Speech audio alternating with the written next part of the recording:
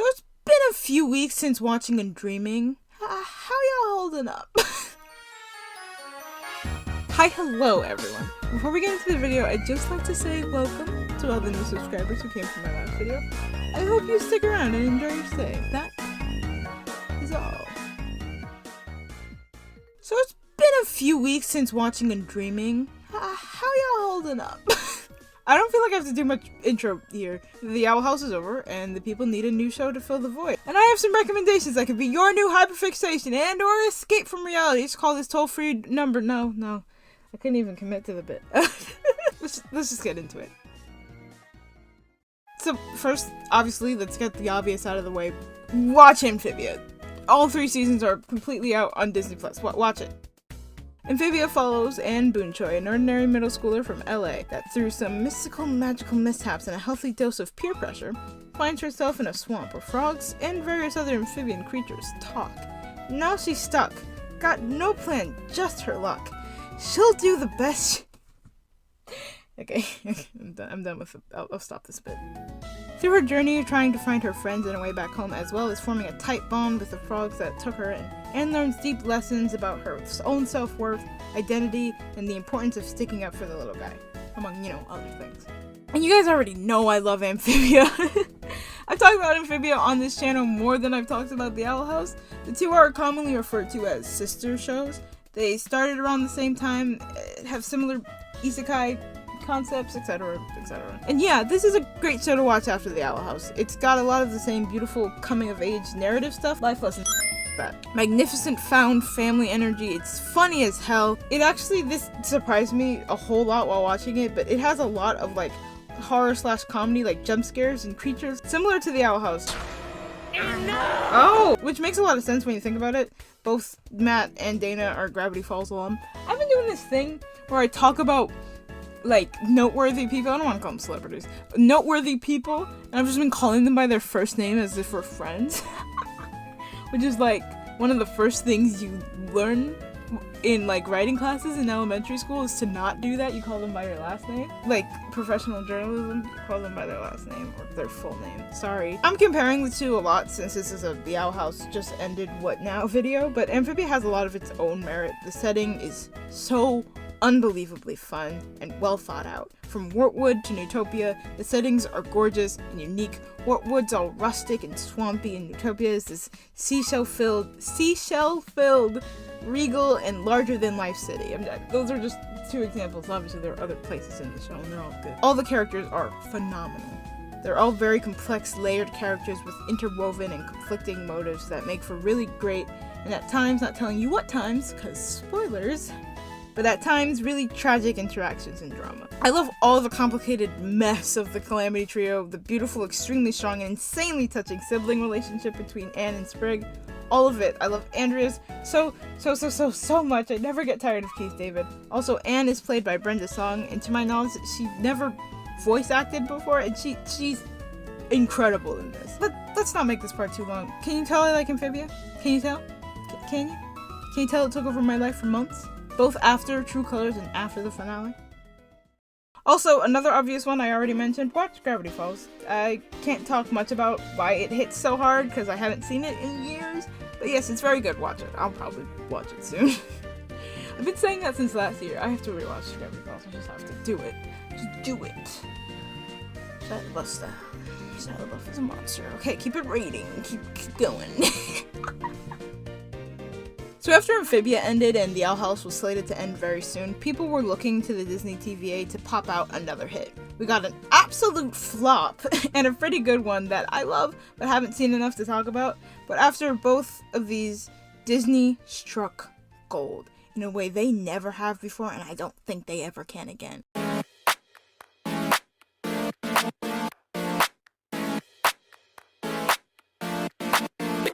You wanna talk all day, ain't nobody but the rest. She don't hit my line, I'm not with the interaction. We can't vibe if you don't get the rest. Hit the blow one time, got me speaking different accents. Moon and Devil Dinosaur is one of the most stunning, relatable, upbeat, and addictively fun cartoons I have ever seen in my life. Moon Girl and Devil Dinosaur is an animated, loose adaptation of the Marvel comic series of the same name. It follows Lunella Lafayette, a genius black kid from the Lower East Side of Manhattan, when after accidentally tearing open a portal in time and bringing a dinosaur into the current now times, decides to dedicate her life to fighting crime and the forces of evil, specifically being a friendly neighborhood moon girl and looking out for the LES, because it's a black neighborhood. The Avengers probably don't really care. They use more vulgar language in the script. I don't know if I like saying fake things. Guys, this show bangs so hard. Is that gonna become like a running gag on my channel? That's what I said about Puss in Boots. This movie bangs so hard. Please watch this show. Honestly, this may be controversial. This is one of, if not the best cartoon Disney has made. This show is literally almost perfect. I'm so hesitant about calling things perfect because there are some minuscule flops or flop elements in some of the episodes. It can't be perfect, but it's pretty damn good. It's like a mastery of so many of Disney's other cartoons, perfectly encapsulated and done so well in this one show. The double life regular kid drama leaking into superhero drama and vice versa as a vehicle to help learn how to exist of Kim Possible and Miraculous 2, I guess, whatever. The respect and homage, but also playful teasing of comic books that whatever the stupid... What is it called? Hansel and Gretel. Ew. that Hansel and Gretel tried to do, emphasis on the tried, the very personal, realistic, and accessible tackling of black issues that, you know, Louder with Prouder tries to do. P.S. I hate the new Proud Family, and I love the original. Okay, just want to make my stance clear. And just so much more. I could, honestly, a Moon Girl video is coming. It's coming. I love this show. The animation is done by Flying Bark, who never disappoint, and it's absolutely incredible. The art style is so unique, the colors and the textures, all of it. I love Moon Girl's design, how she emotes with the goggles and stuff. This show is obviously very comic book vibes, but also has a good chunk of anime inspo in there, which is extremely common in recent animation, and I like it. I really love its episodic nature, that every episode is its own contained story with a message that the Moon Girl, and by extension, the audience learns. And I don't say this in the script, but that's kind of why I'm really happy this show exists for kids. Especially, I don't know how many non-black people are watching it, but it's a really good way to teach white kids about black people and just like normal stuff that could help squash a lot of ignorance. That's what part of, sorry, a little bit of a turn. That's kind of one of my favorite things and kind of one of the most important parts of representation. It's like not only just people getting to see themselves in characters, which, don't get me wrong, is awesome, and I talk a little bit about that later in the video, but it's also a way of people learning about other people outside of said groups that the character is representing, like just to learn and normalize these things, because then there's less ignorance, there's less people asking to touch your hair, and yeah, especially because these shows are kind of like an international thing, you know? Like there's so many black people talking about their experience of like kids just like innocently just staring at them and like not knowing what to do with themselves because they've never seen a black person before. And just stuff like that, not just with black people, but just like, I don't know, just to see outside of your perspective, I think is really important. Because if you just take the world, if you only experience the world through your one lens and you treat the entire world based off of how you see it, you can get into some hot water very fast. So that was a little bit of a tangent. I'll make sure to make that a separate YouTube, the chapters. I'll make sure to make that a separate chapter so it doesn't look like I've been talking about Moon Girl for so long. I love all the characters so much. Lunella is so real.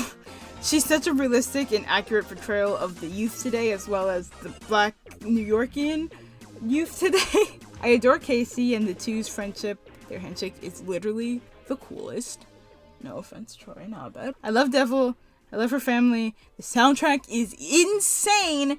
And as always, I love stories set in New York. And while I specifically say Brooklyn, LES is just like the little chunk of Manhattan that is actually Brooklyn. Like, every time I've been there, it's just like, it looks exactly like Brooklyn in here. Honestly, this show goes absolutely crazy in ways I can't fully word right now.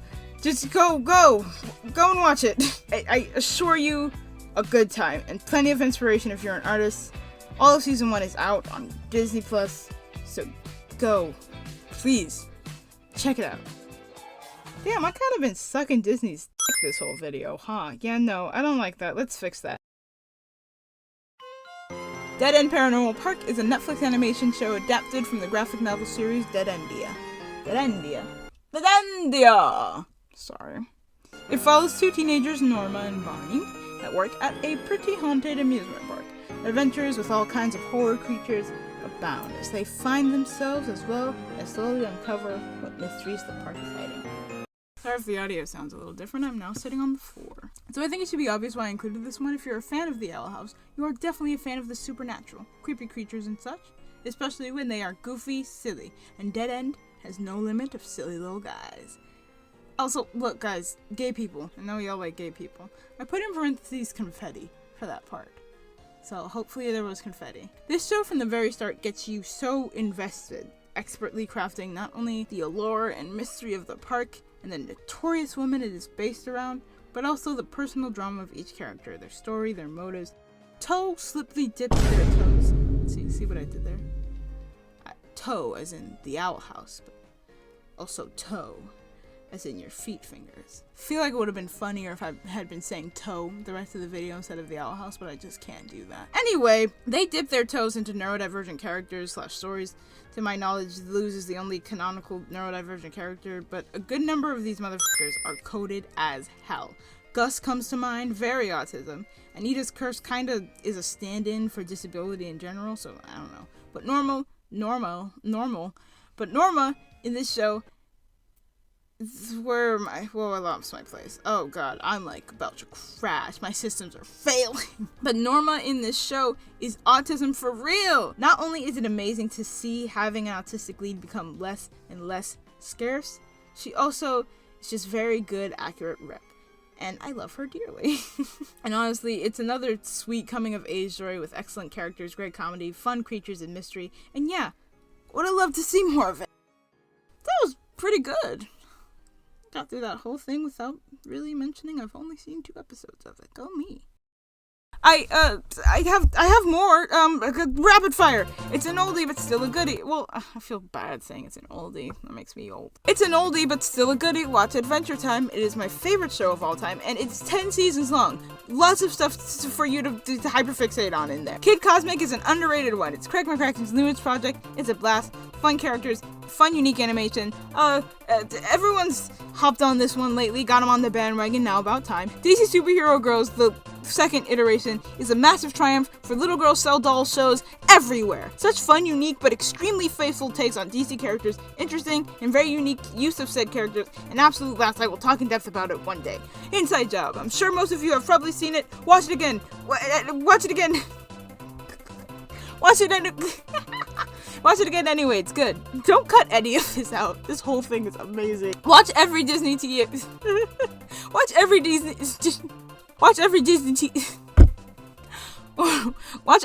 TVA show ever produced. Do it. I mentioned Kim Possible earlier. If you're a young itty bitty whittle person, you've probably never seen it. Watch it.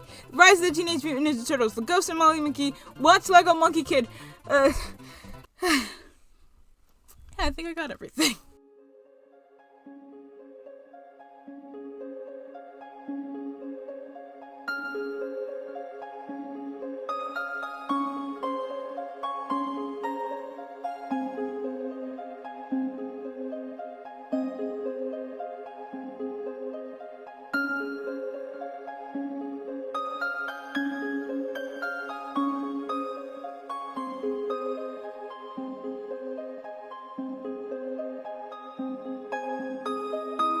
I am very, very sad about the Owl House, but at the same time, I'm kind of not. I know it's only been a week or 2, again, time's not real, and it will definitely peter out, like it always does, but honestly, the fan hype has kind of really been keeping this one alive.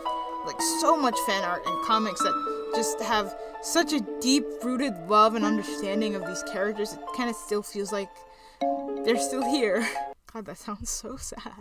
The Owl House meant and still does mean a lot to me. Lou specifically means a lot to me. I'm so grateful that representation has come so far, that we get to have characters like her. More so that I get to have characters like her, feeling seen and in a way comforted by her journey is really invaluable to me. I love the finale. I won't include clips for those who haven't seen it yet. Living that it's not over if I don't watch it mentality. But yeah, it was good. All the like callbacks and references to past conversations were also so good. I'm sad the show is over, but I'm really happy for what it kind of represents in a way. It may very well be coincidence, but since The Owl House came out, I've really fallen back in love with animation, just because of the sheer variety of who gets to tell their stories now, and how they tell them as well. Animation is in a renaissance of sorts, just so much creativity and color, and people having the autonomy and the power to control their own narratives as well. I think others led the path for this change, but I think The Owl House is a real example of the new world of animation we live in, and I'll always be grateful for that.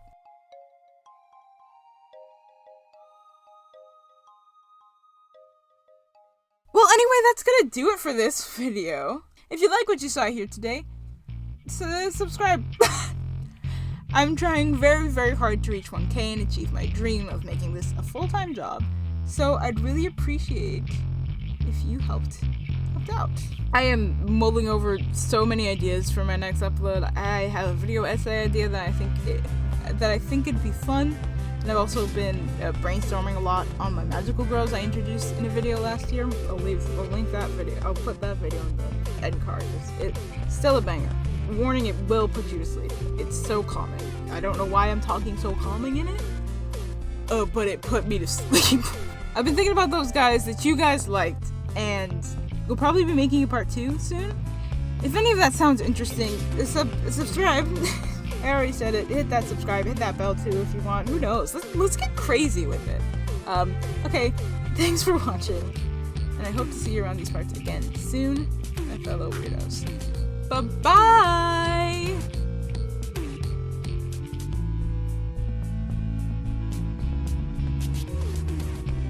I'm gonna get some cool like hip-hop music in here and go like a very Veritas Joe moment where you like see, oh, Moon Girl, Devil Dinosaur, oh, they're breaking it down. Why am I doing the robot?